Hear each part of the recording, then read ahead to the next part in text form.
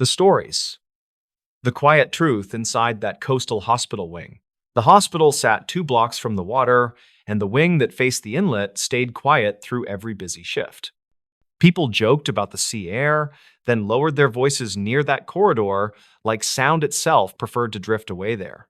On a mild spring morning, Leora Penn showed up with her coffee and a checklist, planning to finish safety checks before lunch.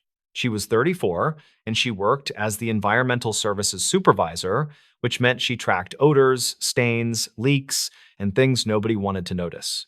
She liked simple goals, like swapping cracked casters on linen bins before anyone tripped while rushing a patient. The storm last week flooded a basement stairwell, and today she wanted to log the final moisture readings and close the work order. Everything else could wait until the afternoon. Her plans changed before the first break. A nurse from the cardiac floor stopped her by the supply elevator and asked a question that landed with a small cold wait. "Did you move a bed out of 12 East overnight?" the nurse asked, because that room looked freshly mopped and nobody had the call light plugged in. Leora said no, then walked the nurse back to 12 East. The room held a made bed, smooth as a catalog photo, the kind of smooth that usually meant empty or staged.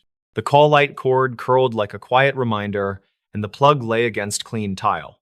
The monitor cart blinked in standby, which was normal if a discharge happened, which the board said had not. She pulled her phone and checked the overnight service log. The log showed a water alarm cleared at 3:12, plus a linen delivery at 3:28, and the standard generator test at 3:30. Nothing about a bed move. The floor techs had signed off at 4, which tracked with the rotation. She felt the wing hush in her ears as they stepped into the hall. The hush was not spooky, just oddly firm, like the sound of a theater after the speakers cut. She remembered 2 other texts mentioning the same hush months ago, which she had written down as acoustic weirdness from the renovation. The walls from the pre-1980 edition met the newer drywall at shallow angles, which could bend sound enough to make a whisper vanish. The nurse pointed down the corridor toward rooms 14 through 20, which were half full after the storm transfers. "You ever notice the alarms sound softer here?" she said, "even with doors open?" That question turned a small worry into a task. Leora thanked her, then called Rafi Soto from facilities, who was 41 and worked nights on chillers and pressure monitors. Rafi said he could meet her after he ran a test on the pharmacy air handlers. She told him 12 East first, and to bring his handheld sound meter. While she waited, she checked the housekeeping closet and found a single wet mop hung wrong side up, which bothered her more than it should. The rag bucket held 5 clean tags, which meant 1 tag missing. She counted cart liners, then photographed the tag numbers, then texted her team group, which answered with the usual thumbs and jokes. Rafi walked in with his meter and a grin, then lost the grin when he heard the haul. He held up the meter while a monitor alarm chirped in room 16. The reading was lower than upstairs by real points, not just a little. He tried the code blue test switch on the mock panel, and the hallway speaker tone sounded like a phone in another apartment. They stood there for a quiet minute that stretched. She felt the cool push of air on her ankles, like a vent trying too hard. Rafi crouched and checked the gap under door 18, then looked at a ceiling return. "This wing was set for negative pressure during a flu surge," he said, "and someone forgot to return the dampers. That could pull sound into the duct runs." They both knew sound should not disappear completely, and hospital speakers had their own lines, but the observation mattered. Leora asked if maintenance logs showed damper positions. Rafi said the old building used manual marks with paint dashes after a storm, and sometimes those faded. He called his lead, who checked archived notes from winter. The notes reportedly listed a temporary negative pressure setting for isolation overflow and a reminder to reset after discharge. The reminder had no follow-up check line, which could be simple human miss and not a cover for anything worse. Still, the room felt staged wrong. Leora walked back to 12 East, then took photos of the made bed from 3 angles, partly habit, partly evidence. She opened the closet and found a folded patient gown without a size sticker, which was nothing by itself. She checked the Sharps container seal, then stepped into the bathroom and looked at the floor drain for silt patterns. The ring looked clean in a way that suggested a recent rinse, not a final deep clean. She called central coverage, and asked if a float nurse had swapped rooms overnight. The charge nurse checked dispatch logs for bed control and found a 1-minute call at 3:29 that dropped before anyone spoke, which felt like a butt dial or a cold finger hitting end. The caller ID showed the station handset in this wing. Leora went to the security office and asked for hallway footage. The officer on duty, a patient man named Colm Reyes, 37, pulled the clip from 3:15 to 4. They watched the split screens without commentary. At 3:17, a linen cart rolled in from the elevator without a staff badge visible. The cart moved slowly, with one wheel catching, which matched the caster she meant to swap today. At 3:19, the cart paused outside 12 East, then shifted, then kept moving toward the end of the hall. They watched for the badge reader hits that should flank every elevator entry on that floor. The system registered one badge at 3:14 from Raffi earlier, and one at 4 from a night nurse, and none for the cart. Colm explained that carts come up with drivers who badge at the service basement, then sometimes ride with a different staffer when floors swap loads. That could account for the missing badge, and also could not. They checked the service elevator camera and caught the same cart doors sliding open at 3:16. The elevator captured a slice of reflective plastic and the edge of a sleeve, no clear face, and the time overlay blinked because of the generator test. The overlay sync had drifted last week, which Colm was already fixing, which meant timestamps needed cross-checks against other clocks. Leora asked for a still from the moment the cart paused at 12 East. Colm printed a page with the grainy frame that showed the cart handle and a sliver of the room placard. She carried the print back to the wing and held it near the door under the light. The sliver matched the height of the placard, which confirmed little, but the angle of the cart showed the handle turned inward, which delivery staff rarely did when rolling past. She took out her moisture reader and checked the wall behind the bed. The numbers showed dry, which fit the recent mopping. She checked the strip beneath the bed casters and saw a thin gray smear that did not look like dust. She swabbed it with a clean wipe and noted a faint powdery drag on the cloth, not slippery like floor finish. She sent the wipe to Central Supply with a note asking for a basic powder test, which was really a habit from her last job at a larger facility. In that job, she once traced a peculiar residue back to construction dust tracked from a blocked stairwell, which explained an odd cough cluster that week. She had learned that small housekeeping notes sometimes solved problems everyone else framed as strange luck. By late morning, she had a sketch of the corridor on her clipboard with marks for return vents and speaker positions.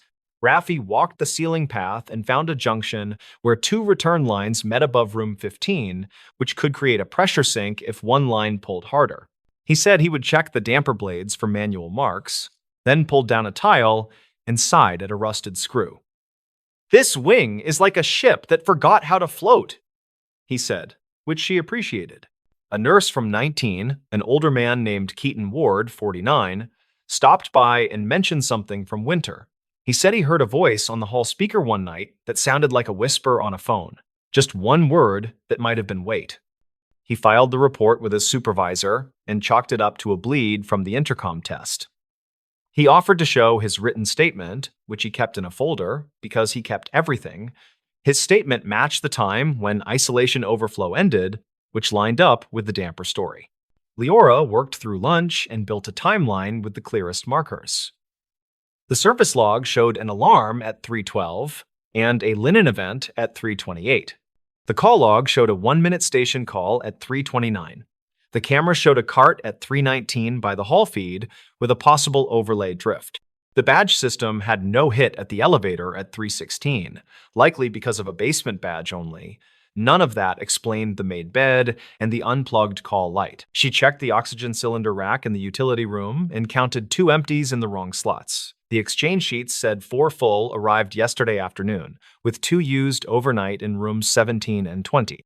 That math should yield 2 full and instead showed 1, which could be a miscount or something more routine, like a cylinder staged for respiratory and not logged. She asked respiratory, who checked their sheet and said they had pulled 1 extra for a transfer that ended up canceled, and that the cylinder sat by a stairwell for 10 minutes while a therapist helped a patient.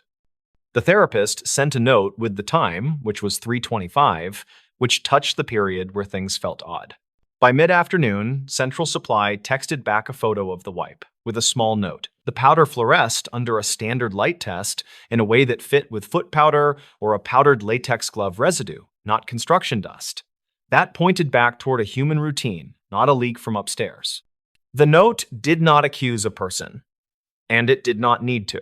She went back to 12 East and sat in a guest chair and listened. She heard the sea through glass and vents, a soft hush without rhythm. She leaned forward and spoke into the empty room, a simple line that felt like testing a bridge. "If anyone adjusted your alarms to keep the peace, I will put them back where they belong." Rafi returned with a small rag of paint, marked with faded red dashes. He had found the damper blades set to a position used during winter isolation, which explained part of the quiet. He reset the blades to neutral, then ran the test tone again. The hallway speaker sounded like a real alarm finally, and two nurses popped their heads out with startled faces, which reassured her and annoyed them. They still had to explain the made bed and the unplugged cord.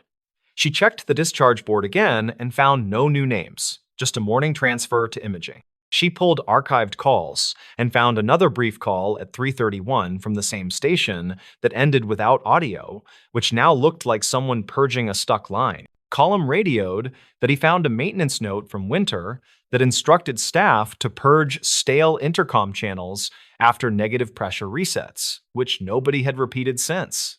They called the linen contractor and asked about the overnight driver swap pattern. The contractor said his drivers usually wheel carts onto the elevator and ride to the target floor, but during generator tests, they sometimes stop one floor early and let a staffer guide the cart to avoid stopping between floors. He checked his dispatch sheet and found a driver note that said elevator stopped short during test, staff pushed to 12, all good. He could not give a name, only the time block. By late afternoon, the picture sharpened enough to make sense without drama. A generator test overlapped with a linen delivery and a damper setting that muffled alarms. A staffer moved a delivery cart, paused by 12 East, noticed the mop bucket, pushed the cart aside, and quickly mopped a spill. The staffer made the bed to help, then forgot the call light plug during the rush. The unplugged cord did not match best practice, which would be fixed with a reminder, not a report that accused anyone. The part that still bothered her had to do with the oxygen cylinder timing and the extra pause by the stairwell. She asked Colm to pull stairwell footage if available, which he did, and showed a therapist propping the door while holding a cylinder with one arm and shepherding a patient with the other. The patient looked steady, which matched a canceled transport returning to bed. The moment accounted for the missing cylinder, which returned to the rack at 3:43. She closed her notebook and wrote an incident review in plain language. The review recommended returning dampers to neutral after surge events, verifying hallway speaker levels during generator tests, and making a fast rule about plugging call cords before remaking any bed.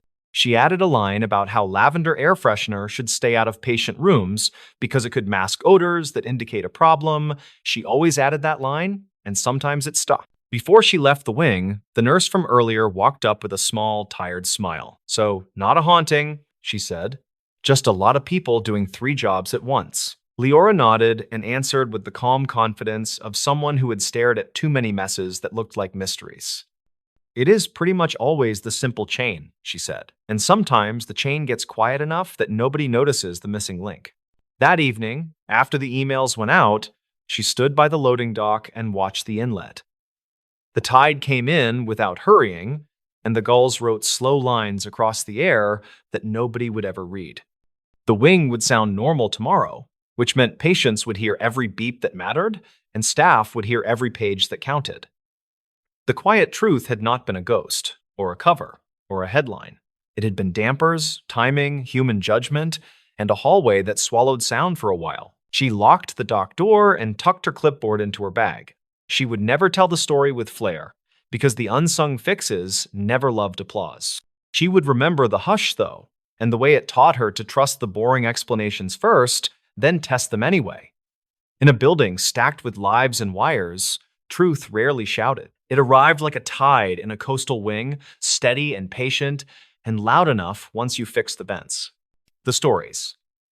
Why this abandoned cabin had alleged proof in drywall. The story kept circling a single point about an empty cabin and a word written behind drywall. People called it proof. They did not agree on what it proved, but they repeated the word until it sounded heavy. Renata Vale was 36 and worked as a county property assessor who handled delinquent parcels. She drove a faded sedan, kept a folder of index cards, and listened to dispatch traffic. On a late spring morning, she headed to a decommissioned fishing road where a tax sale cabin sat empty. Her goal was simple and boring, which was to document storm damage before the auction and verify the interior. The cabin stood near a shallow creek with boards turned gray and a porch sag bent toward the dirt. A rusted mailbox leaned near the gate, with paint scabbed off and a number grit filmed over. Renata took photos for the file. Then she checked the back door where a hasp hung, but the lock was missing. She logged the broken hardware as prior damage, then stepped inside while the floor pressed its complaint. The incident began as a sound that did not fit the room, and then a sight.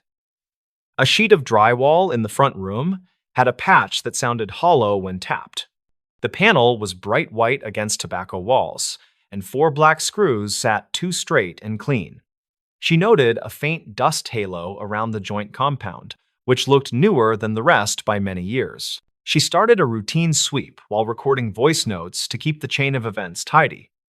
The stove held a nest of brittle twigs, the fridge was gone, and a thin mattress lay folded. Renata kept moving and counted outlets, then paused at the patched panel again. Her notes said the sheet brand looked like a type common after 2010, not the 1980s era expected here. 2 neighbors drifted by while she worked and gave versions that agreed on mood, not detail. A ranch hand named Cleo Vargas recalled sirens and smoke from 1998 when a fire line whipped through. Cleo said a man who stayed here left in a hurry and never came back, and people held a fundraiser that winter. A grocer named Benito Lake remembered men in a county truck replacing a little window about 2012, though he admitted the year could be off. Renata took their names, then asked if anyone else checked the cabin in recent years. Cleo said an insurance adjuster came by after a windstorm, and Cleo believed the woman filed a report and sealed the door. Benito said a teenager broke in 2 summers later, then a deputy taped a notice and told kids to stay away. Renata wrote both recollections as witness statements with the usual caveats about memory. She returned to the panel and looked for a reason a patch would be that clean inside this neglected shell. The screws were square drive, which was common for newer fasteners, and the spacing suggested a single small repair. The joint compound had been sanded poorly and left a telltale crescent above the seam. She ran a small flashlight along the edge and found a hair-thin line that was not paint. Her job did not include prying open walls without cause, so she called her supervisor and explained the condition. He told her to capture more context and check permits, then hold off on any invasive step until the records search. Renata agreed and left the cabin to sit with her laptop in the car while the creek talked its small talk. The county database was a stubborn thing that offered results if you knew how to ask without being greedy. She entered the parcel number and found a series of tax liens followed by a default. The permit history showed 2 entries worth attention. First, a window replacement request filed 2011, then a drywall materials purchase noted by a grant program 2015. The second entry surprised her, since the grant was designed for weatherization, not interior repairs. She cross-checked the vendor list and saw a receipt from a hardware store 3 towns away. The purchase line item said half-sheet gypsum and screws, with a date in early summer 2015. A note mentioned a volunteer crew and a case number from the sheriff office. Renata paused and rechecked the address to make sure she was not mixing properties. She downloaded everything, then called the sheriff records clerk and asked if the case number could be viewed. The clerk said the report was open public information because it involved property maintenance hours completed after a welfare check. The description said a deputy supervised a group that boarded a back window and patched a hole where a wood stove pipe had been. The deputy name was listed as J. Kravitz, with a badge number and a contact line. Renata called the number and reached a retired deputy, who answered his phone with a dry voice and correct dates. He remembered standing in that cabin while a volunteer placed a sheet over a hole, and he remembered the neighbors bringing lemonade. He also remembered boys laughing because someone had drawn a cartoon in dust above the refrigerator space. Renata thanked him and asked if any record included interior photos from that day that could be released. Kravitz said he took 3, which he felt comfortable sharing if the clerk confirmed the release path. The email reached her 10 minutes later, with 3 small images showing a too-clean patch, a bent stovepipe, and a blank wall. The timestamp read 2015, with an hour that matched late afternoon shadows. Renata zoomed in and saw the same screw pattern she had just seen in person. She returned inside with a copy of the email printed, which satisfied her need for a pre-image before touching anything. She recorded a video on her county phone, then gently ran a utility blade along the painted seam and loosened the small patch. The square drive screws turned with almost no resistance and dropped into her pocket. The board came free and showed the backside marked with pencil lines. There were 2 words in block print near the center, and a string of numbers that looked like miles or hours or both. The words read, "Tell Mara," then below them a date in words that matched late summer 2015. A thin arrow pointed toward the upper corner, where someone had tucked a sealed plastic bag with a micro SD card. Renata did not touch the bag, since she already had more than enough cause to stop and phone this in. She stepped back and spoke to her phone, as if it were a witness who needed comfort rather than patience. She said she had an evidentiary find, likely tied to a case report from 2015, and she described the board condition. She then called her supervisor and said she would hold position and request a deputy to document chain of custody. Her voice felt steady, which helped, and the creak still talked. The responding deputy arrived from the nearest substation and followed a familiar script at a deliberate pace. He photographed the panel, bagged the micro SD card, then requested a second unit to confirm signatures. He also asked Renata to repeat her steps for his body camera, which she did, and her voice stayed calm. He wrote "Tell Mara" in his notebook and underlined the date, then asked about any person by that name in the area. Cleo returned when he saw the cruiser and stood at the fence with a careful expression that suggested curiosity and worry. He said a woman named Mara used to work at the gas station near the highway, and she moved inland after the big fire. He believed she dated the man who once stayed at this cabin, whose name people rarely said anymore. Cleo said the man had a brother who fought with him over debt, which was rumor, and old rumor at that. Renata kept the witness statement straight and did not chase speculation, because theory makes friendly noise but muddies facts. The deputy asked dispatch to check archived calls around late summer 2015 for any mention of the station or the creek.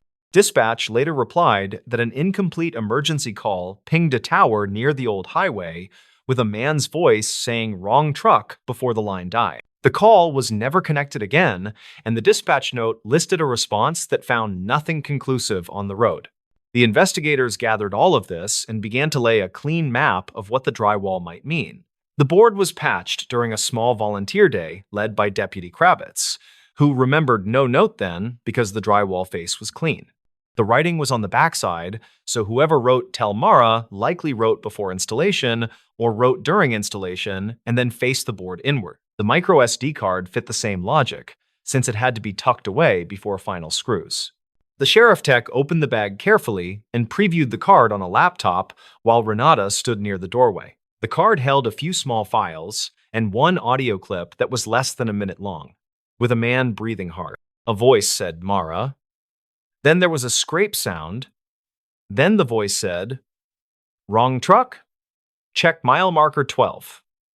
Then silence. The text said the file metadata matched a late summer date, 2015, which matched the pencil note. The deputy asked Benito about mile 12, and Benito said a vanished reflector stood near a turnout everyone used for tire chains.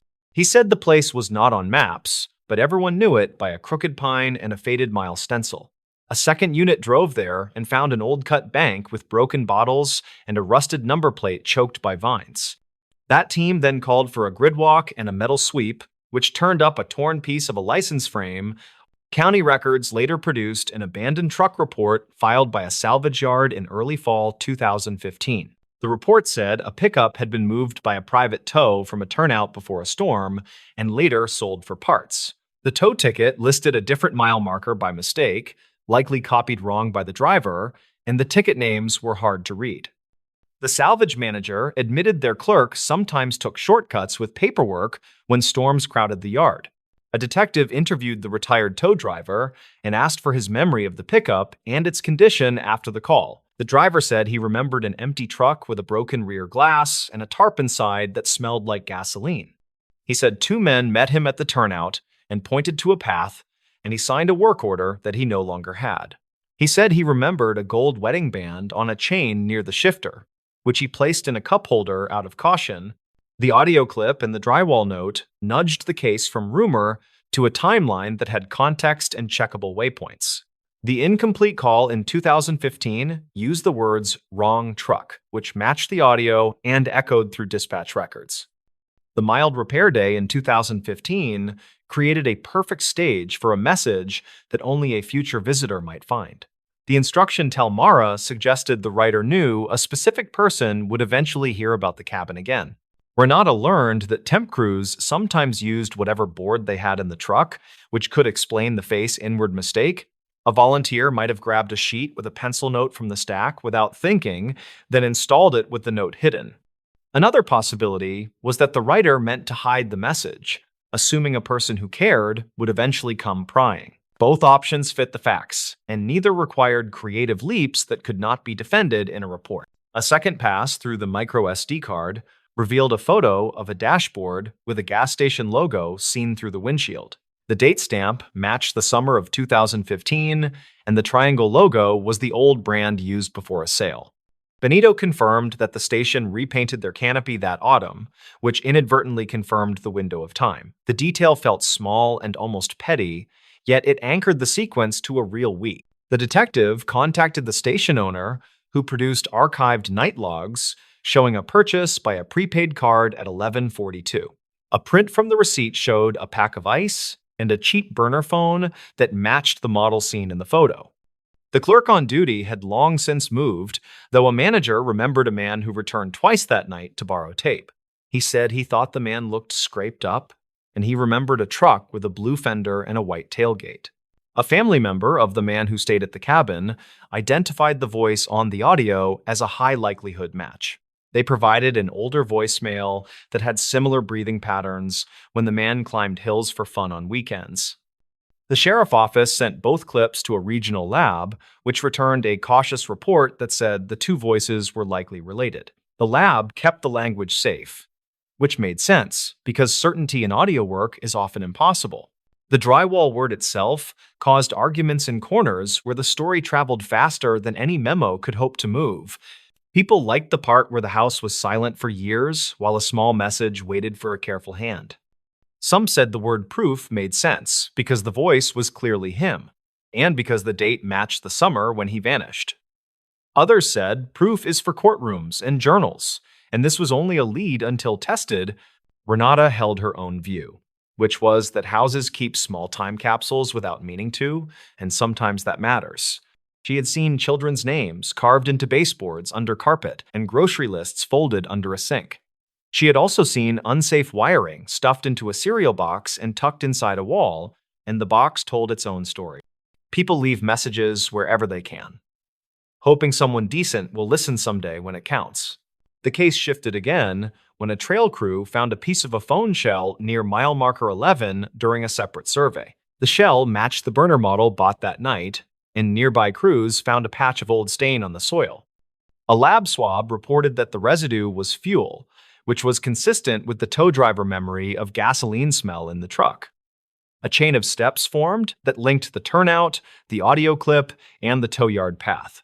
Mara was located by a social worker who knew 3 different last names for her from utility records. She met with investigators in a room that smelled like coffee, that had been reheated many times, and left to think. She said she had not heard from him since that summer, and she cried in a way that was lightless but dry.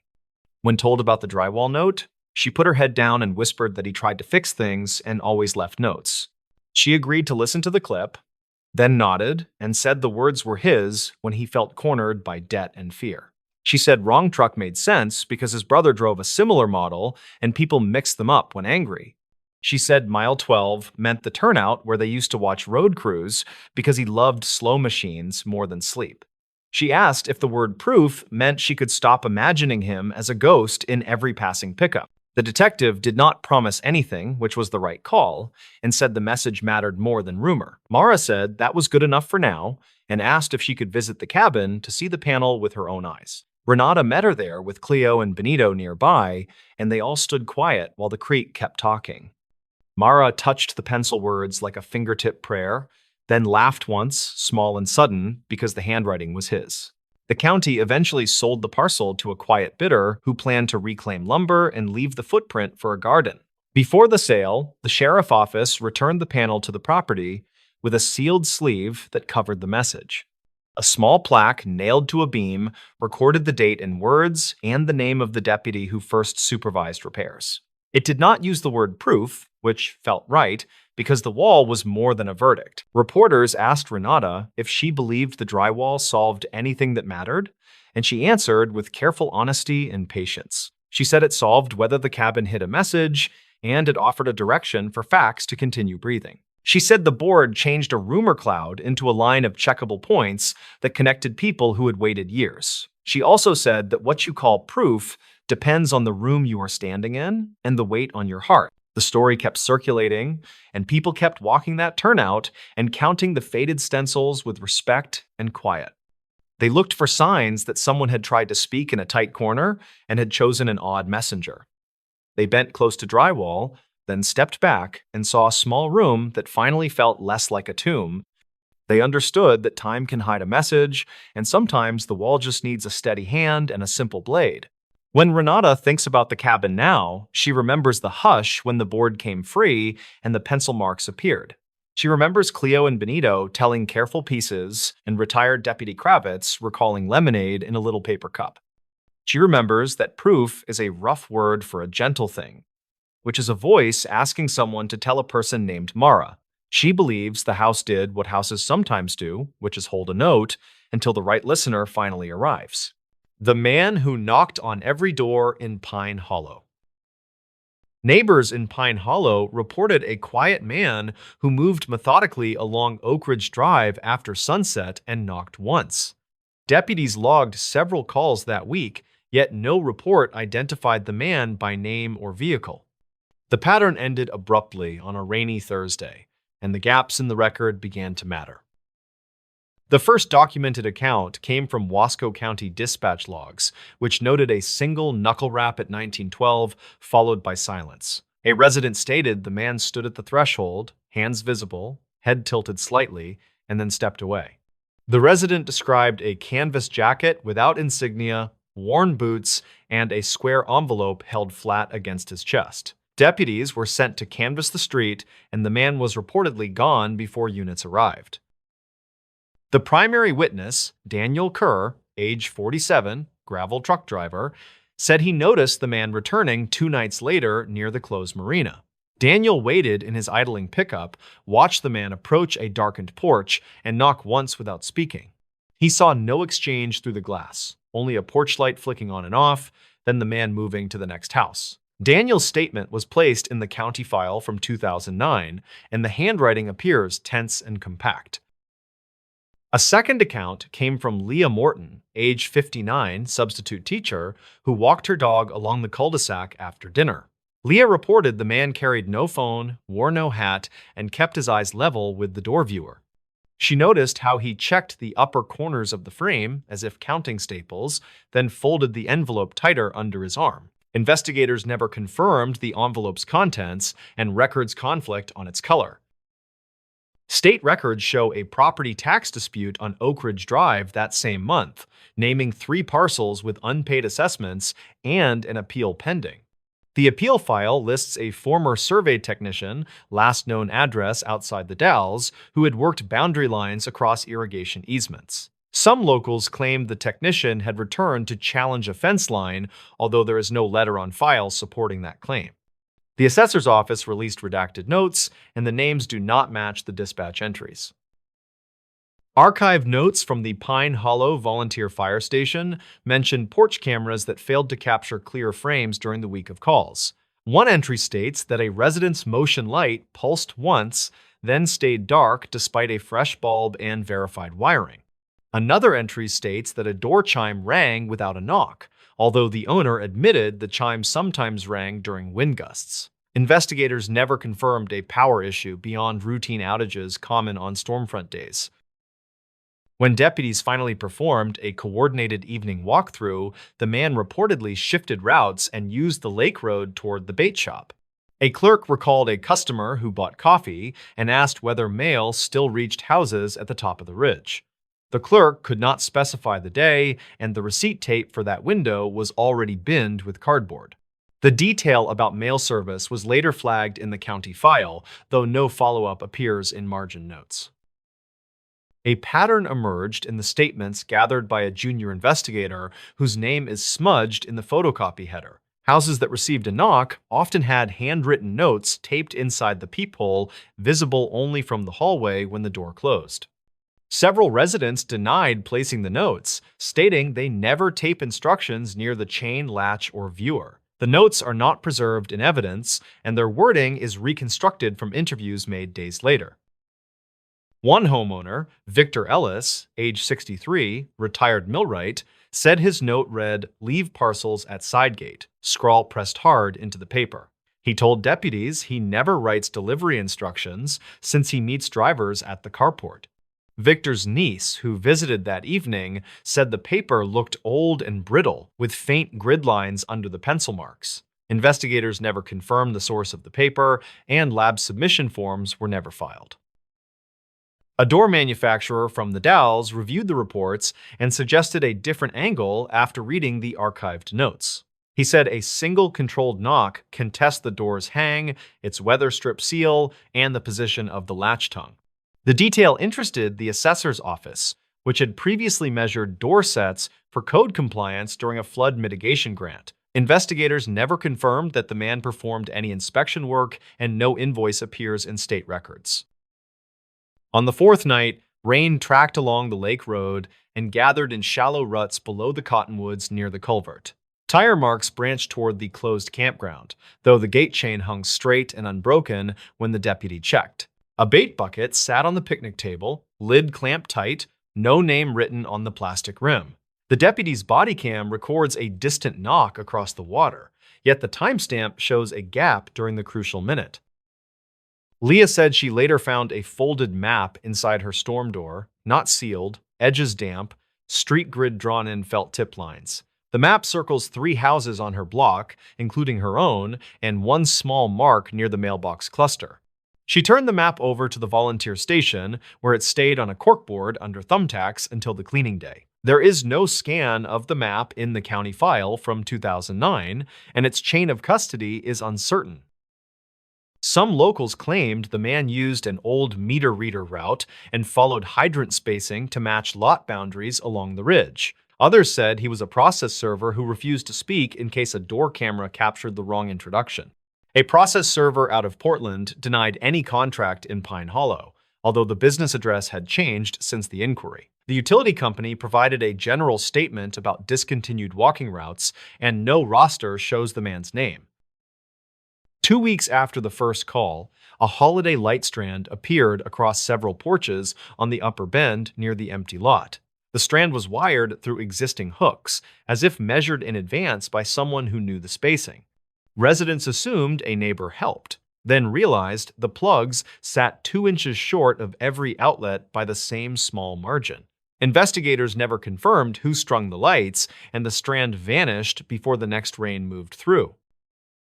A ranger from Wasco County described seeing footprints that began at the culvert and ended cleanly at the asphalt, no gravel drag. He mentioned a habit common to inspectors who step carefully to avoid leaving debris on a finished surface.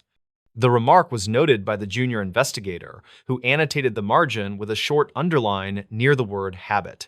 There is no supplemental report explaining why the underline mattered, and the review ended before winter. The final reported knock came on a Thursday when the lake wind shifted and carried wood smoke down from the ridge. Daniel said the man stood at the last dark porch and waited 20 seconds, then leaned forward as if listening. Daniel saw the envelope held flat again, edges softened by damp and a corner bending toward the man's thumb. When the porch light blinked, the man lowered his head, tapped the doorframe once, and left the envelope on the rail. The envelope recovered from the rail contained a single sheet with printed rows labeled parcel, line, and correction, followed by blanks. The sheet bore no letterhead, only smudged blueprint from an office printer that misfed often during cold mornings. The blanks suggest a form intended for later entries, not a message meant for the household at that address. Investigators never confirmed which parcels were under review, and the assessor's office closed its appeal log without amendment. Several residents reported silence after the Thursday route, and no further knocks reached dispatch for the rest of the month. Leah said the dog still paused at each stoop, nose close to the weather strip, as if catching a faint chemical tang. Daniel said the campground gate started to squeal with a high note even when nobody touched the chain. The notes on file mention these sensory details, and the phrasing avoids conclusions about what caused them. 2 summers later, a real estate flyer listed 3 homes on Oak Ridge Drive with corrected boundary descriptions in small print. The flyer's map aligns with the felt-tip circles Leah described, though the streets were redrawn after minor subdivision updates. A title officer said those corrections can follow old survey notes that never reached the public plat books at the time. Investigators never confirmed whether the man's envelope related to those adjustments, and the county file closes without resolution. By the time the volunteer station cleared its corkboard, the map was gone, and the thumbtacks left 2 pale sun marks. The bait shop clerk said the coffee buyer never returned, and the receipt boxes cycled into new weeks without any preserved slips. Neighbors still watch the ridge when the wind drops and the lake carries sound across the culvert in a clean line. The man reportedly knocked on every door in Pine Hollow, yet no record shows who he was or why he measured those thresholds. The stories. The night guard, who logged footsteps beneath the church basement. He logged the first footsteps at 2:14, then again at 3:05, and nothing about those times made sense. The basement lights stayed off, the motion sensor blinked idle green, yet something moved under the concrete where no hallway existed. The night guard was named Alaric Boone, age 54, a retired freight dispatcher who took quiet work after his divorce. He covered the overnight shift at a weathered church on a bluff, a place with a gym, a pantry, and a low stone basement. His simple goal for that Tuesday was making rounds, checking doors, keeping the coffee hot, and finishing a crossword before sunrise. During his second loop, he heard the first set, a faint 2-beat rhythm under the boiler room, steady and human. He froze by the cinder block wall, his pencil lifted, and he realized he could feel the vibration through his shoes.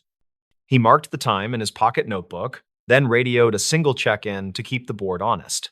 The church sat near a small river where old mills once ran, and tunnels stitched the slope like forgotten seams. He had heard stories from lunch volunteers about a coal chute, a dumbwaiter, even a choir passage sealed long ago. None of those old features mapped exactly to the boiler room, which sat on fresh concrete poured after a flood in 2005. Alaric finished the round and told himself it was heat pipes, which seemed reasonable, though the tempo was wrong. The boiler was off to save fuel, set to wait closer to dawn, and the thermostats showed a flat night. He waited near the fuse panel and heard it again, slow steps south to north, then quiet like someone listening. He walked upstairs and checked the parking lot, which held a single sedan from a choir tenor who worked late. Across the street, the antique shop was dark, its sign unlit, the display of rotary phones a grid of dust. The guard wrote the second time down, circled it, and added a question mark he would rather have avoided. He kept a clean log because writing straight helped his nerves. A trick learned dispatching trucks through winter storms. His notebook already listed door tests, flashlight levels, and notes about the food pantry deliveries with initials and counts. Now it held 2 odd entries about a place that should have been solid fill and reinforced slab. On Wednesday, he set a baseline, because the simplest first step is confirming the pattern before trying explanations. He arrived 10 minutes early, brewed coffee, and walked the perimeter before the staff left and the alarms armed. He chalked a thin line along the boiler room floor, just a mark to see if any hairline crack shifted. At 2:17, he felt the same 2-beat rhythm. Heel, then toe, careful, like someone stepping between puddles. It moved toward the old pantry wall, paused, then returned, and he heard a small scrape as if brushing stone. He checked the chalk line and found nothing disturbed, which frustrated him more than if he had found scuffs. He called the on-call contact listed as Pastor Lionel Cade, age 61, a spare-voiced man who rarely slept. The pastor answered and said the church once tied into a storm culvert and the city sealed it after floods. He added that the map might be wrong, since old projects drifted from paperwork when donations moved faster than permits. The footsteps returned at 3:11, and he recorded them by holding his phone against the wall, letting the mic listen.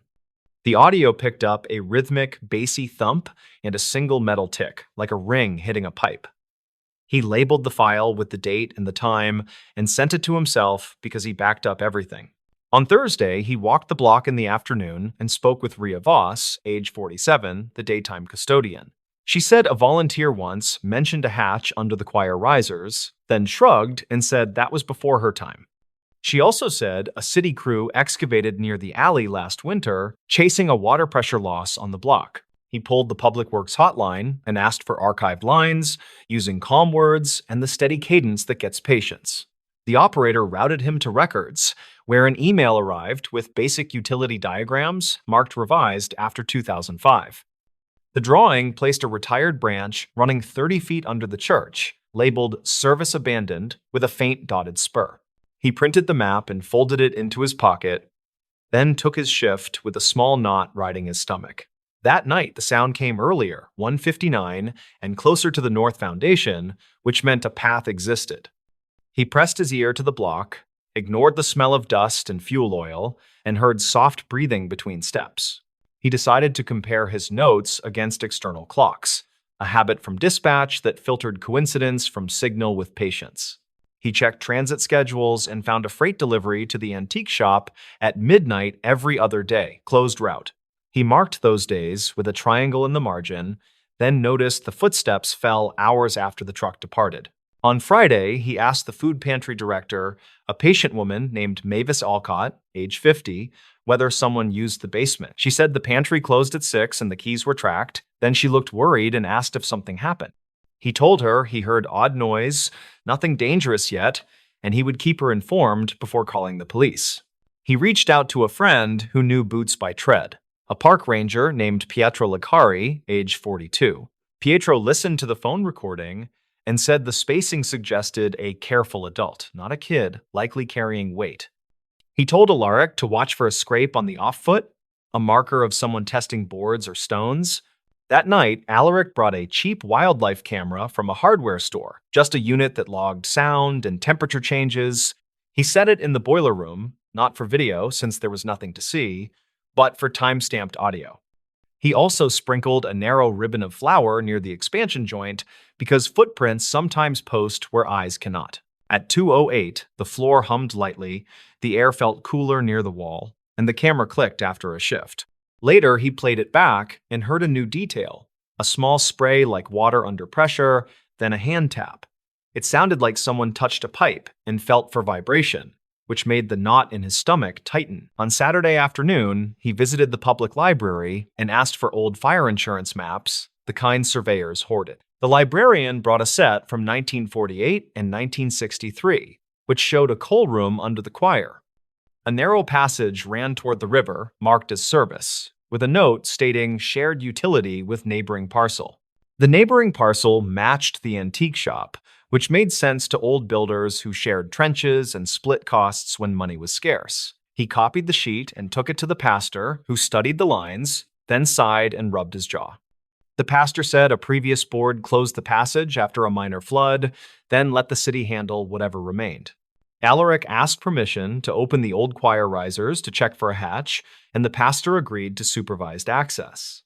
They pulled 2 sections and found only plywood and dust, which meant the hatch was either gone or moved. Yet, along the north sill, a set of nails showed different age, darker and uneven, as if boards were reused. That night, the footsteps ran later, almost 4, and quicker, like someone in a hurry who disliked being underground. He thought about calling the police, but worried he would deliver a false alarm and lose the trust he needed. Instead, he called the non-emergency line and reported suspicious subterranean noise and the dispatcher logged it with a routine number. On Sunday morning, a congregant named Basil Ortega, age 60, told him he once saw steam venting in the alley. Basil said it happened near a rusted rectangle that looked like an access panel, then he made a helpless shrug. He also said an unfamiliar white van loaded crates behind the antique shop 2 nights earlier, long after the truck left. Alaric used his lunch to walk the alley, where he found a metal cover sunk into cracked asphalt beside an old drain. The cover was not city standard, the screws mismatched, the edges marked by recent scrapes where a bar pried.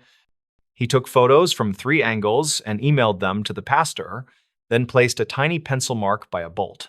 He returned that night and listened, and when the footsteps began, he watched his phone clock and checked the flour. The new powder held a single faint dent by the joint, not a full print, but enough to show pressure. He leaned closer and smelled faint bleach, which meant someone cared about leaving little behind, a detail that narrowed possibilities. On Monday, he flagged the city water department and asked whether any reports showed pressure fluctuations overnight in that block. A supervisor called back and said there were brief spikes every few nights around 3, like a valve opening and closing. He added that an inspector noted a missing cap on a retired service branch near the river last winter. That call changed the tone, because pressure spikes paired with footsteps turned from mystery to infrastructure problem with risk. He told the pastor he would ask police for a walkthrough, then called the same dispatcher and requested a non-emergency assist. A patrol officer arrived with calm posture and a flashlight, listened to the audio, and agreed to a careful look. They checked the alley cover first and found the pencil mark missing, replaced by a fresh smear of dirt and oil. The officer requested a utility truck, and a crew appeared with a wrench and a portable meter that hummed softly. The crew measured sound through the cover and picked up flow. Not strong, but a whisper moving in pulses like breathing. They paused for a supervisor, who arrived with a locked case that held a camera snake used on drains and conduits. The team fed the lens past the cover and into a rough concrete passage that curved toward the church foundation. The view showed shoe scuffs on the dust, then a brass T-valve patched into an old water line with tape. The supervisor killed the street feed, then pointed at the tape and said someone had no license for that kind of work. He also said a misthreaded cap could vent gas from the adjacent service, which shifted the conversation from curiosity to hazard. The officer requested a second unit to secure the block, and they cleared the alley while keeping voices low. Inside the church, Alaric stood by the boiler room while the utility meter ticked, confirming a slight pressure bleed through the slab. The footsteps started again, softer this time, then stopped when the water cut out, which pinned the pattern with confidence. He radioed the officer, who whispered that someone was still down there, then signaled the team to quiet. A darker shape glided past the camera lens, and a hand reached to the valve, then froze when it found no resistance. The hand wore a thin mechanic glove with a tear at the knuckle, a detail that stood out like a flag. The officer announced presence through the cover, voice firm without volume, telling the person to stay still and breathe easy. A minute stretched heavy, then a voice answered, shaky and tired, saying he was stuck because the valve handle jammed. The team opened the cover and escorted out a man in his late 30s, pale, layered in dust and damp. He gave his name as Trenton Vale, age 38, the owner of the antique shop across the street with deliveries. He said he entered the old service passage months ago after a plumber showed a way to run a supplemental water line. He said he needed pressure for cleaning and steaming items, though his meter and bills did not match the usage schedule. He admitted he liked the privacy, then insisted he never touched the gas, which the utility crew would later verify. They checked his shop and found a narrow door behind a rack of film cameras that opened onto the same cracked alley. There were wet footprints on the threshold, hex-patterned soles with a little drag on the right, matching the sound spacing. There was a box of brass fittings, a saw with minimal filings, and a cardboard tray holding mismatched valve caps. At the station, according to the later report, he told them a contractor left the tool and he only learned by watching. He said the passage felt safer at night because the street was empty and he liked the quiet under the church. He also said he heard a bell once through the stone and timed his movements between scheduled campus patrols. The city documented the patched valve, sealed the retired branch, and fined the shop for unauthorized connection and trespass through utility right-of-way. The gas line near the valve showed no tampering, which eased everyone, though the near miss tightened throats along the block. The police shared a copy of the dispatch log, noting the initial call as checked and secured. Ulrich printed the log and glued it into his notebook beside the first pencil scrawl about the 2-beat rhythm. He added a short summary, stating that the footsteps tracked to an illegal water tap under the slab, then paused. He wrote that the timing aligned with utility spikes, and the alley cover thread marks confirmed regular access before the shutdown. The pastor thanked him in a staff meeting, with witnesses confirming calm handling and careful records that guided city response. Rhea patted his shoulder and said the flower idea was odd and smart, then promised to mop where he dusted. Mavis delivered coffee and said the pantry would have closed for days if the water had been fouled by sediment. Pietro called and laughed softly, saying the drag heard in the recording matched the right boot scuff found at the door. He said the pattern on the sole looked like an old surplus boot, hex blocks that turned slick on damp concrete. He liked that a simple tape recorder pinned a path better than a dozen guesses and said, "Well done." Weeks later, the utility crew returned and filled the passage with flowable mix, a gray slurry that hardens without voids. They left a small marker in the alley for the map, a stamped square showing the retired line and closure date. Inside the boiler room, the floor stayed quiet. The green light blinked the same, and the chalk line gathered dust.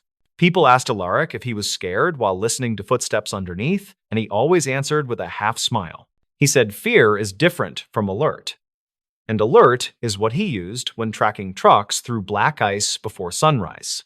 He also said the quiet afterward felt heavier than the noise, because silence makes you question whether you imagined everything. He kept the notebook in his locker and reread the first pages when he doubted why small details matter during routine nights. The triangle marks still sat by the delivery days, and the circles still highlighted the times that repeated like a clock. He had added a final entry, stating that listening is a skill, and that meters and maps are companions.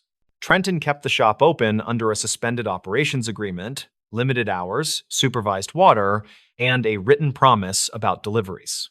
He came by once with a receipt and asked the pastor to sign a community service form for repair work around the lot. He paused near the boiler room door and stared at the concrete, then thanked Alaric without meeting his eyes. Alaric nodded and said, "Take care," then wrote a line later that night about how people choose their own pressure. He meant water and he meant life, and the line read corny on the page, so he crossed a word and moved on. He folded the notebook closed, poured fresh coffee, and walked the church perimeter while the river hummed under the bluff. He still listened in places others ignored because careful listening had made a map where drawings ended and footsteps began. He carried the printed utility sketch until the paper softened, then kept the new revised copy with the closure stamp. He filed both in a manila folder labeled basement under the church, just a marker in case memory failed years later. In his mind, the story stayed simple. A man heard footsteps where no hallway should run and wrote the times carefully. The notes pressed outward into witnesses, maps, meters, and one rusted cover that told the truth when a bolt turned. The payoff was not drama, but a good fix, which is better, and the quiet afterward made sense again. The stories. Why locals avoided that highway turnout after archived tapes. For years, people driving the old state highway between two small towns avoided a certain turnout near mile marker 91. The place looked harmless enough, a cracked patch of asphalt with a slanted guardrail, some weeds, and a broken streetlight. But those who grew up nearby said that if you stopped there at night, strange things happened. Back in 1996, a highway maintenance worker named Travis Keene was assigned to inspect storm drains along that stretch. He was 38, lived alone, and usually did his rounds before sunrise to avoid heavy traffic. That February morning, he radioed his supervisor around 4:20 a.m., saying he had stopped at the turnout near the ridge because a culvert there was flooded. It was the last transmission anyone heard from him. When the crew came later that day, they found his truck idling, driver's door open, and his flashlight lying in the ditch. His radio was still on the seat, buzzing with static.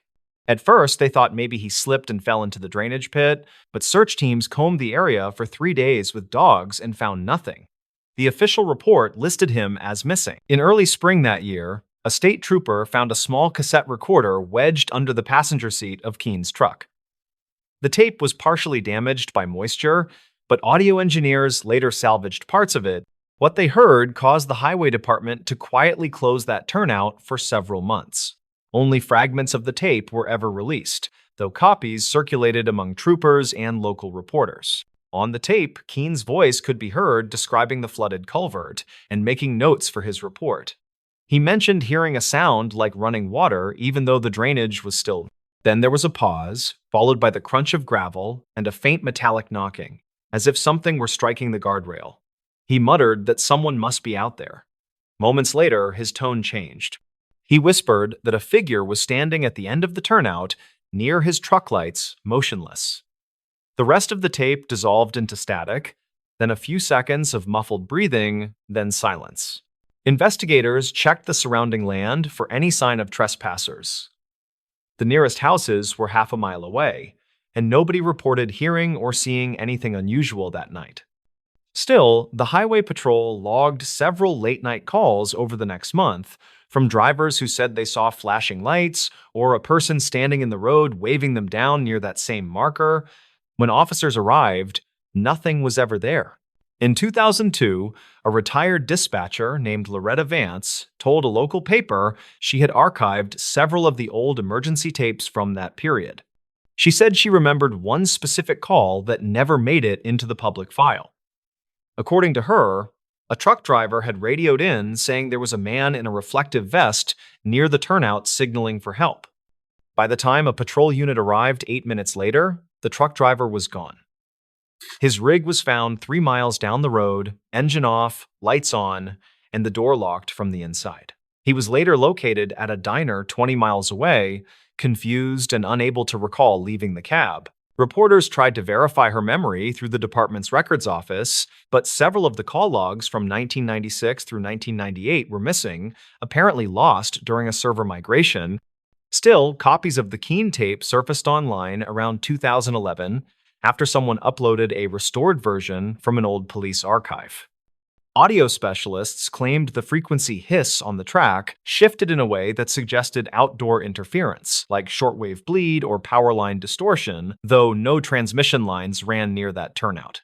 A freelance investigator named Aaron Byers, who once worked for the State Transport Division, conducted his own study of the site in 2017. He took soil and water samples and found nothing unusual except traces of magnetized iron particles near the guardrail.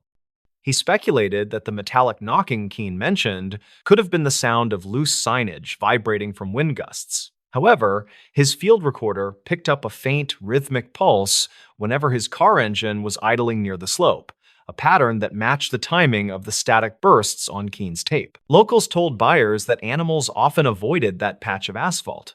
Drivers noticed deer crossing farther down the road and stray dogs turning away before the curb.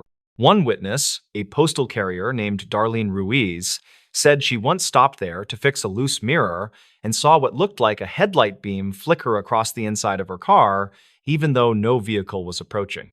She left immediately and later noticed her clock had jumped ahead 12 minutes. Her phone's timestamp showed the same gap. The county eventually restructured the route in 2020, adding new lanes that bypassed the turnout completely. The old guardrail was removed, though pieces of it remained piled in a maintenance yard behind the highway office. Some claim that late at night, if you drive along the parallel service road, you can still see faint taillights hovering where the old pavement used to curve.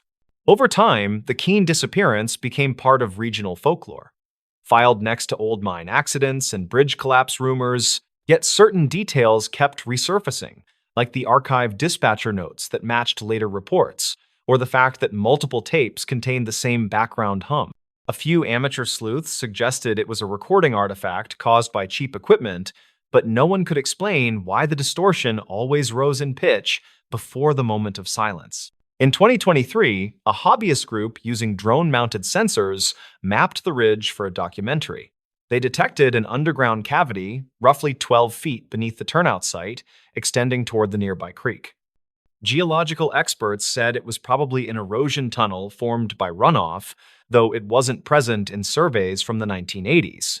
The cavity collapsed a few months later after heavy rain, leaving a sinkhole that swallowed part of the service fence. No trace of Travis Keene or his equipment was ever found in that area, but a later inventory from the transport department listed one missing flood gauge and a handheld magnetometer, both last signed out under his name. Today, older residents still tell travelers not to pull over between marker 90 and marker 92. They say sometimes when the air is heavy with moisture and the road hums beneath your tires, you can hear faint tapping, like metal brushing metal, and a low voice reporting water levels into an old cassette recorder.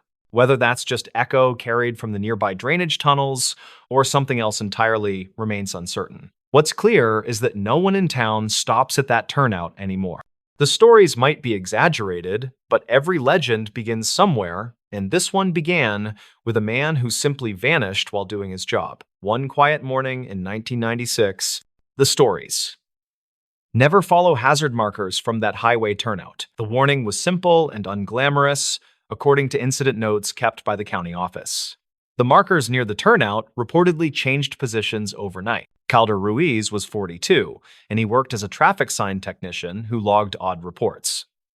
He drove a white service pickup, carried a clipboard, and kept a cheap digital recorder for quick notes. He had a plain goal that morning, which was to verify a complaint about missing reflectors. He planned to check mile marker signs, take a few photos, and head back before lunch to file a routine update. The highway ran through scrub hills and freight yards, with a turnout used by truckers and roadside vendors.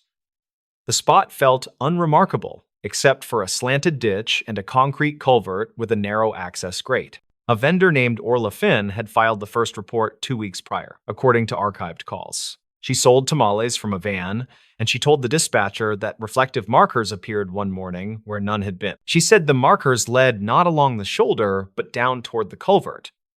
She also added that her friend nearly drove into the ditch after following the line at dawn. Calder treated such claims with patience, and he had learned that small rumors often hid simple maintenance errors. He expected some prank with stolen cones or a set of survey flags placed by a contractor in a hurry. The turnout was quiet when he parked, and the wind pushed grit against his boots in little waves. He saw the usual chevron sign, the battered guardrail, and 2 cracked plastic markers leaning near a pothole. He walked the shoulder and took photos, counting faded hash marks and a torn strip of reflective tape. He spoke 3 short notes into his recorder. Then he crouched to examine a set of fresh adhesive pads near the grate. He found a footprint pressed into the powdery dirt between the road and the ditch. The heel had a square pattern, and the toe area looked scuffed sideways as if someone shifted quickly while lifting weight. He looked back toward the vendor spot and saw Orla's van roll in behind him with a sputter. She waved from the window, and he waved back. Then she parked and stepped out with a thermos and a paper cup. "You picked a windy day?" she said with a quick smile. "Something new happened last night. It moved again." Calder kept his tone casual, because people shared more when no one made a big show of expertise. He asked what she meant, and she pointed to a row of small reflective buttons arranged along the gravel like breadcrumbs. He followed the dot pattern with his eyes and saw how it led down the gentle slope. The dots curved right, skirted the drain opening, and ended near the culvert mouth where the grate sat partly ajar. He took more photos and a measurement. Then he pulled a glove and tested the grate with a light tug. It shifted with the gritty squeal of old metal, and a faint smell of machine oil rose from the dark. Orla poured coffee and set it on his tailgate. Then she said she had a witness. A night guard from the freight yard told her he had seen a pickup here after midnight, and the guard thought it belonged to utilities. Calder asked if the guard gave a plate or description, and she nodded slowly while searching her phone. She had texted herself a note, which named a green pickup with a white magnetic sticker on the door. He logged that detail and thanked her. Then he walked the turnout again to find any scrap of packaging. Behind a clump of saltbush, he found a cardboard sleeve from reflective pavement dots with a partial supplier address. He called the number listed on the sleeve, and a receptionist confirmed the dots shipped last month to a paving subcontractor.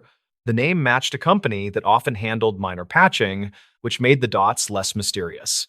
He left a message for the subcontractor, then he returned to the grate and peered into the culvert. Air moved with a faint metallic whine, not from wind alone, and he heard a rhythmic clack like a tired fan. Near the grate hinge, he spotted a new bolt that did not match the others.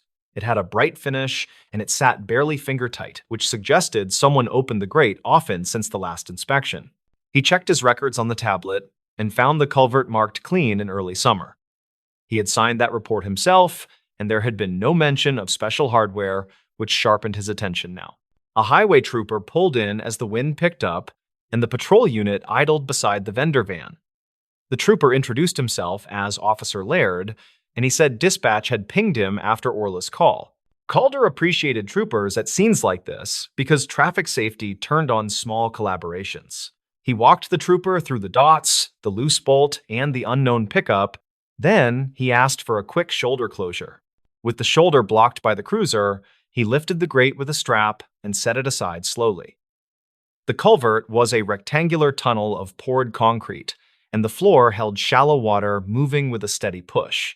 The fan noise grew louder, and he traced it to a box set against the interior wall beyond the opening. It looked like a toolbox at first glance, but a closer look showed a compact pump with a battery and a timer. He crouched and read the timer label. Then he photographed the device and the wiring with the flash.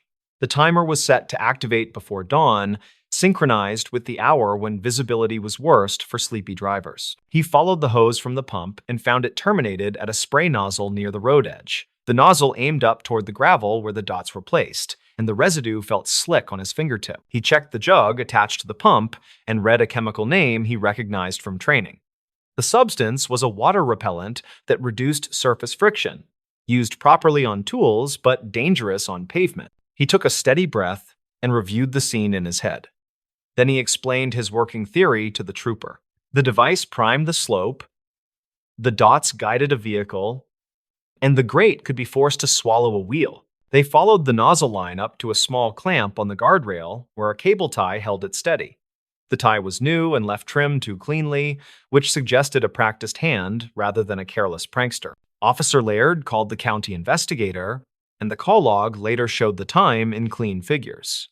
While they waited, a long-haul driver pulled over and asked if the turnout was open, then decided to keep moving. Calder returned to the footprint and photographed a few more impressions, each with the same square heel. He then found something half buried near the chevron post, which turned out to be a white magnetic door sign. The sign had faded letters that once spelled a bland utility name, but the adhesive edge smelled fresh. He wrapped it in a trash bag and placed it gently in a plastic bin from his truck. The county investigator arrived with a camera and a calm voice, and she listened without interrupting as Calder summarized. She then asked Orla about the near crash, and Orla mentioned a delivery van that swerved at dawn. Orla said the driver never reported officially, but he left a voicemail on her phone with a quick apology. He had followed the reflectors into the slope, then jerked the wheel when the front tire slipped on the wet gravel.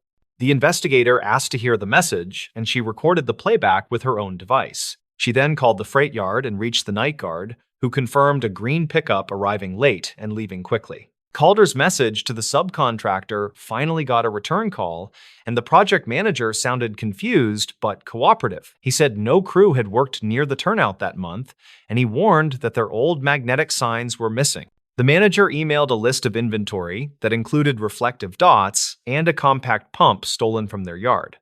He also mentioned a former employee who had left angry messages after being let go for safety violations. The investigator requested the former employee's name for her notes, and the manager provided it along with a last known number. He then forwarded a statement from a foreman who claimed the ex-worker knew that turnout well. Calder reviewed his photos and realized the dot's position near the culvert matched a layout used in temporary lane closures. The spacing looked intentional, and the curve guided a driver toward the grate with deceptive precision. The investigator noticed another detail while kneeling near the new bolt that Calder had flagged earlier. She pointed out metallic dust on the ground and a tiny notch on the bolt head, which suggested frequent wrenching. They widened the search radius and found a stash buried under a stack of broken asphalt chunks. The stash included more reflectors, a small roll of white tape, and a bag of hose fittings in a sealed pouch. Officer Laird radioed for a property tech, and the investigator began a chain of custody log with brisk handwriting. She photographed each item where it lay, then bagged them and labeled the bags with location notes. Calder stepped back and considered the pump timer again, and he did a quick test under the investigator's supervision. He set the timer to 1 minute, and they watched a fine spray coat the gravel near the culvert mouth. The evidence lined up into an unlovely picture, which pointed toward deliberate confusion rather than roadside mischief. The dots provided a path, the spray reduced friction, and the grate hinge allowed a channel to swallow a tire. The investigator checked records for recent calls in the area, and she found 3 reported near misses over 2 weeks. Each call described a vehicle that skidded near the turnout after dawn, then regained traction and drove on. A parts receipt tucked beneath the stash added another strand. When the property tech unfolded it slowly, it listed a specialty bolt from a hardware store, and the timestamp lined up with one of the near-miss mornings. They visited the small hardware store after finishing the scene, and the clerk remembered the buyer by a tattoo.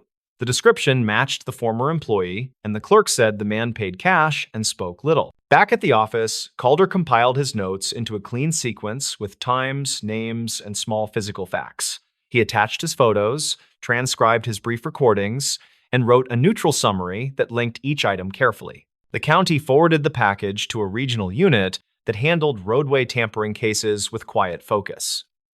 An investigator from that unit later contacted the former employee and documented a series of shifting explanations. According to a summary circulated at the end of the month, the former employee eventually admitted visiting the turnout. He claimed he had tried to stage a demonstration after a contractor dispute and insisted no actual harm was planned. He reportedly said the pump could not spray enough to cause a skidding hazard, which the unit's test disproved. He also denied placing the dots in a guiding pattern, a claim that failed against the measured spacing in photos. The regional unit issued a safety bulletin that recommended a simple phrase for public messaging about turnouts. The phrase advised drivers not to follow hazard markers from unusual positions near unlit exits or drains. Calder returned to the site after the bulletin, and the grate had been replaced with a fixed hinge and locking bar. The guardrail had fresh bolts, and the vendor spot held 2 official signs warning drivers to stay on the paved shoulder. Orla waved him over and handed him a tamale wrapped in foil while the wind finally calmed. She thanked him without ceremony, and he nodded and said the county would keep checking until the simple things stayed simple. He took one last set of photos for the file and listened to the highway hum roll across the ditch. The turnout had the same bones as before, yet it felt steadier now that the false path had been cleared.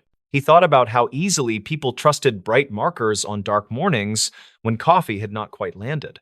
He knew most hazards were loud and obvious, while the quiet ones sometimes wore official colors and waited patiently. On his drive back, he passed a truck that drifted within its lane before settling, then held straight.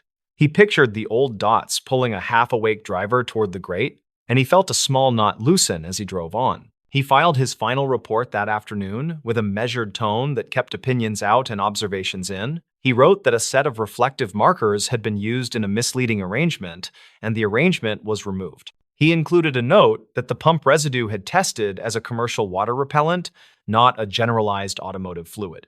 He added that the timer settings matched the period between first light and morning shift changes at the yard. The county closed the work order 1 week later, and the regional unit kept its file open for a while. The bulletin stayed pinned in the break room, and the phrase looked unremarkable unless you knew the ditch by that turnout. That plain warning lingered in Calder's thoughts during other jobs, and it shifted from words into a quiet habit.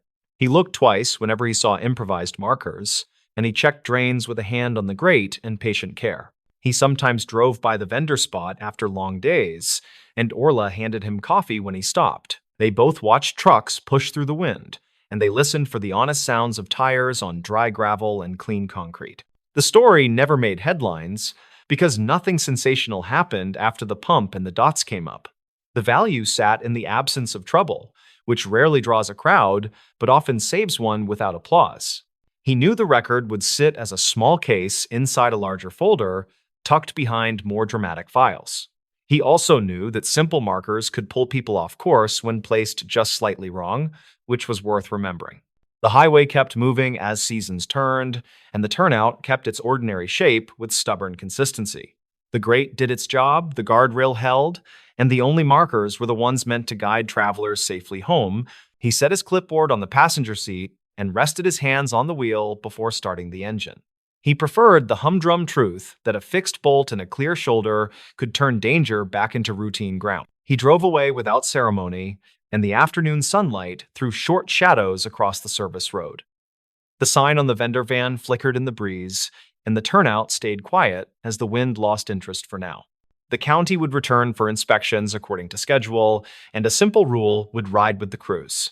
They would never follow hazard markers from that highway turnout, and they would check who had placed them and why. The stories.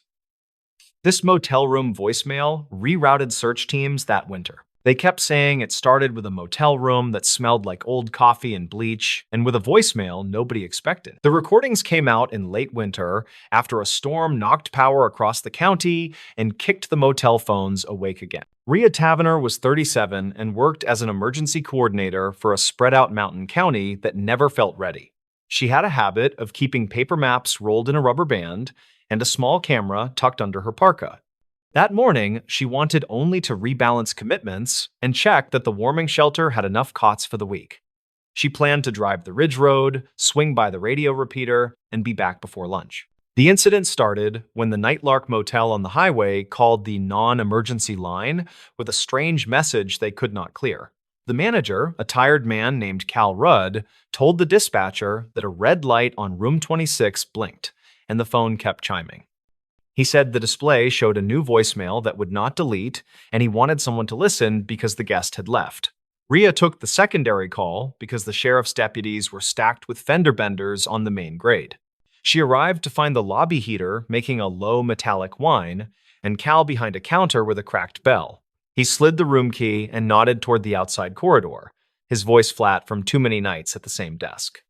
Rhea used nitrile gloves from her field kit, then lifted the handset and dialed the code that the placard said would access messages. The voicemail opened with a tone and a computerized voice reading the timestamp in a clipped monotone. The date announced sounded like last night near 10, according to her quick notes scratched with a blunt pencil. The message that followed had the kind of audio that police technicians describe as close but muddy, and it made her shoulders rise. A woman whispered that a man was hurt, and she asked for help. Then she mentioned mile marker numbers and a guardrail that bent inward toward a runoff ditch. There was wind noise and the distant thrum of trucks, and what Rhea believed might be the quick chirp of a turn signal. The caller finished with words that sounded like two names, then a tired exhale, then silence long enough to raise goosebumps on her arms. By the time she walked back to the lobby, the dispatcher had already compared mile markers that matched those numbers on the East Highway spur. A search team was gathering at the fairgrounds with 2 four-wheelers and a county plow driver who knew every ditch by seat memory. Rhea signed the log and relayed what she heard, and her own words hardened into directions that sent good people toward a cold bend. An hour later, a second caller reached the tip line and said they had heard the same voicemail when calling the motel to complain about their refund. That person repeated the marker numbers and added that a dog barked once in the background, which persuaded the consensus further. Witness statements began clustering around the east spur, and a deputy noted in the dispatch log that he had seen a bent guardrail near marker 32 2 days prior. The search teams rolled that way in a slow line of lights that looked brave against the blank sky. Rhea drove separately and scanned plow berms that faced the wind, because snow settles in patterns that trap fresh tire ruts longer. She told herself that the timestamp was clean, and that the voice felt close, and that people needed her to stay practical. The first mile produced a stranded sedan with a dead battery and a sheepish driver, and the second mile delivered a drift that swallowed half the lane. They found nothing that matched a serious wreck, only plastic shrapnel and a glove lost last week, which made her think about timing again. Back at the fairgrounds, a radio operator replayed the voicemail on a speaker, and the group leaned in. Rhea asked Cal for the motel's phone vendor contact, and he brought out a binder with hand-printed notes in thick marker. She called the vendor and asked about power cycles and about date behavior when the system lost time, and the technician promised to check archival events. She returned to the voicemail and listened for anything that placed a person rather than a highway, because people leave fingerprints in sound if you keep still. The second listen gave her something new that felt small but pointed.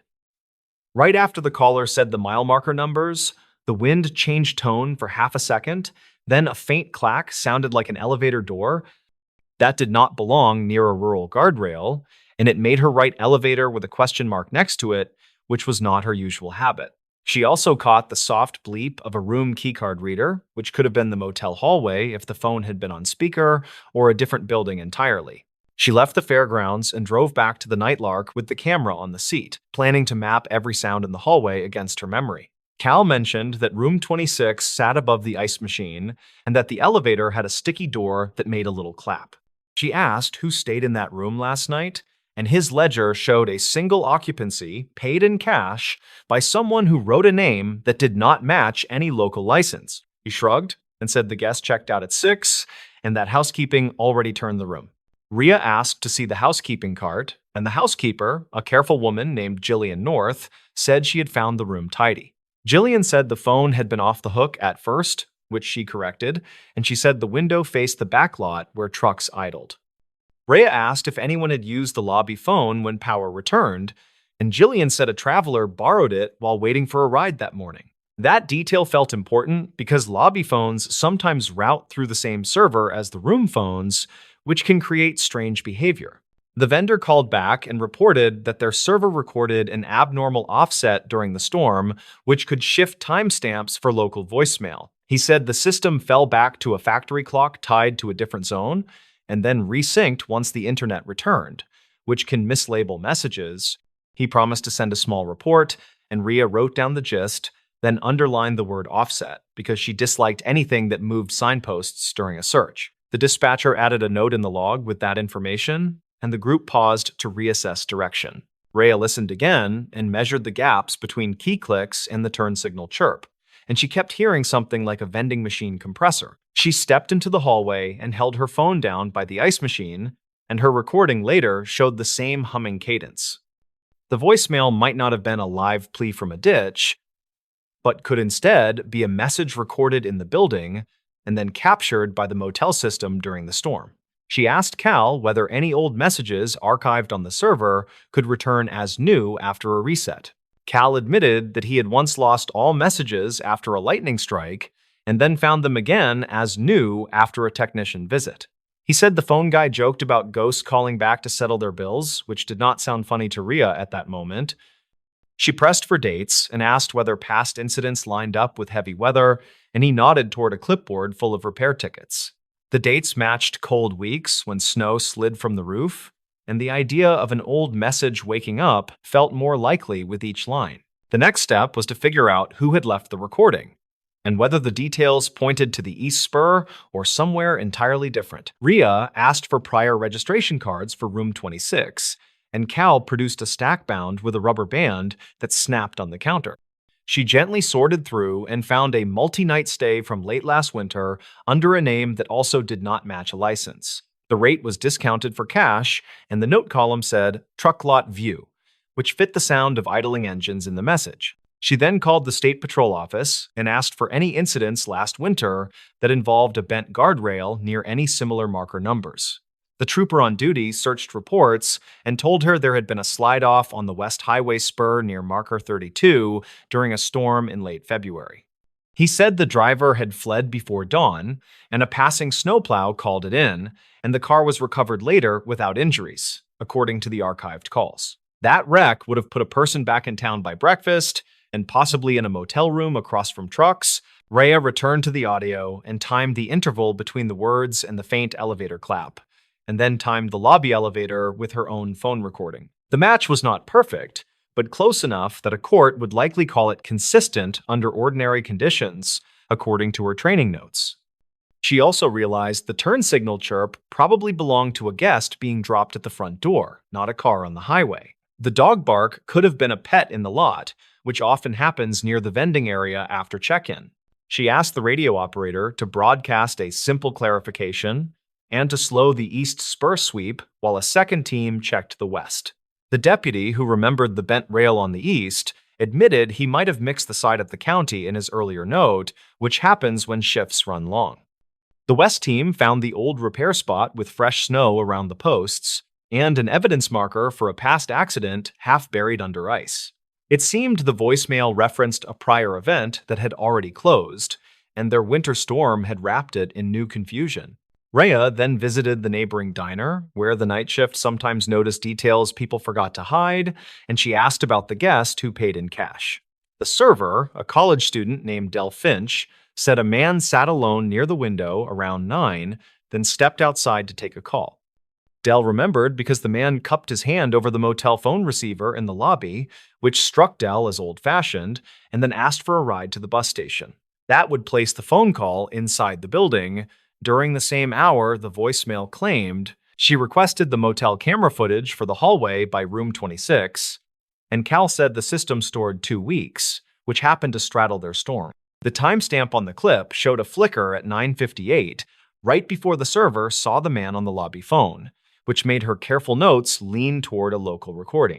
A county technician extracted the audio from the clip, and while it was muddy, a mechanical ding from the elevator landed exactly where her earlier timing suggested. The odds of a live highway recording sharing those indoor sounds felt very small. The twist arrived quietly when the vendor finally sent logs that showed the voicemail database replayed queued items after resyncing and labeled some as new. One item matched a stored call from late winter last year that had been partially corrupted, then reconstructed during the reboot.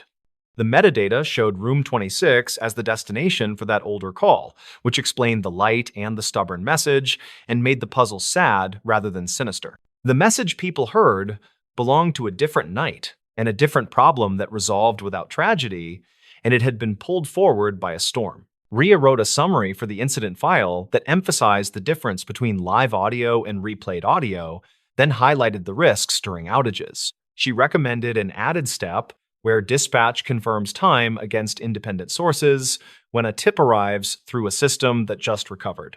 She also asked the motel to change their default message code and to put a note by the desk to call her office if room phones behave oddly after storms. Cal agreed and added a bright sticker to the binder with her number, which made her smile despite the long day. The search teams returned after noon with tired faces and a neat inventory, and they ate chili from a crock that steamed the fairgrounds office. Rhea thanked each person by name and reminded them that a wrong turn during a fast morning did not mean a bad job. She said the lesson was about signals and systems and about winter technology that lies twice, and everyone nodded while they warmed their hands. She filled out the reimbursement forms for fuel and gloves and slid the packet into the outgoing tray with a note for finance. In the evening, she sat at her kitchen table with the paper map unfurled and marked the motel with a small circle. She added a line toward the west spur and penciled in the marker numbers with a question mark to reflect how close memory can sit to fact. She listened to the voicemail one last time through headphones, and this time the vending machine compressor sounded obvious enough that she wondered how she missed it earlier. Fatigue makes patterns where there are none, and urgency can turn a whisper into a highway without much effort.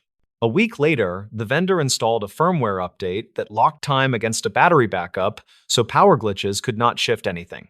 The sheriff added a line to the dispatch checklist about confirming independent clocks, and the radio operator taped a bold reminder above the console. Jillian named the ice machine Manny as a joke in the break room because it hummed in the same rhythm as the recording. Dell laughed and said the elevator still clapped, but only when someone shoved a luggage cart too hard against the door. In a different winter years ago, the same storm pattern had toppled a repeater and blacked out an entire valley, which lived in Rhea's head. She thought about that while walking past a wall of snow tools at the supply shed, and she decided to put spare batteries for hotel systems on the grant list. It felt like a small change inside a big map, and that was how she survived seasons that piled risk on top of routine tasks. She pinned the grant idea to her bulletin board and wrote a short sentence that read, "Verify time before direction." No one ever found the man who left the cash registration during the recent night because he boarded the bus and vanished into ordinary life. The earlier driver from last winter had been located and fined, according to the archived paperwork, which made that thread tidy in the official sense. The county slid back into the rhythm of plows and calls and an occasional lost tourist, and the motel phone stayed quiet except for room wake-ups. The red light over room 26 stopped blinking, and the ice machine chugged along with stubborn loyalty. Rhea kept the pencil notes in a folder labeled with the motel name and the date and included a copy of the vendor logs. She handed a training copy to the new deputy class and asked them to listen once without context, then again with the building map. The exercise worked because people learned how easily a detail snaps a hunch in half and how worth it is to test every hunch. They left with a habit of checking other clocks before sending trucks into the cold, which is the sort of habit that quietly saves lives. By late spring, the guardrail on the west spur reflected the sun with a fresh coat of paint, and the plow berms had slipped away. The fairgrounds chili pot was replaced with a cooler of sports drinks, and the radio chatter turned toward camping permits and picnic warnings. Nobody brought up the voicemail during the season kickoff meeting, but everyone remembered the morning they chased a ghost along the east spur. The minutes simply read "Time Verification Protocol Updated," which looked small on paper and felt big in practice. People who were not there will say it was obvious from the start, and they will wonder why teams moved before verifying. People who were there remember the tone in that whisper, and the way good intentions sprint when wind hits the valley wrong. Rhea thinks the truth sits between those angles, and that winter rewards humility more than certainty, especially when phones and storms share a stage. She wrote that in the margin of her map, in handwriting that tilted uphill like a person leaning into a cold night. When she passed the Nightlark one afternoon with the window cracked, she heard the elevator clap echo through the empty corridor. It sounded like a period at the end of a long sentence that finally made sense, and she let the thought linger until the highway bent. The motel squatted back into its season of travelers who just need a warm bed and a snow-free path to the door. The voicemail lived on in a folder, and in the way the county listened to machines, and in the simple habit of checking the time.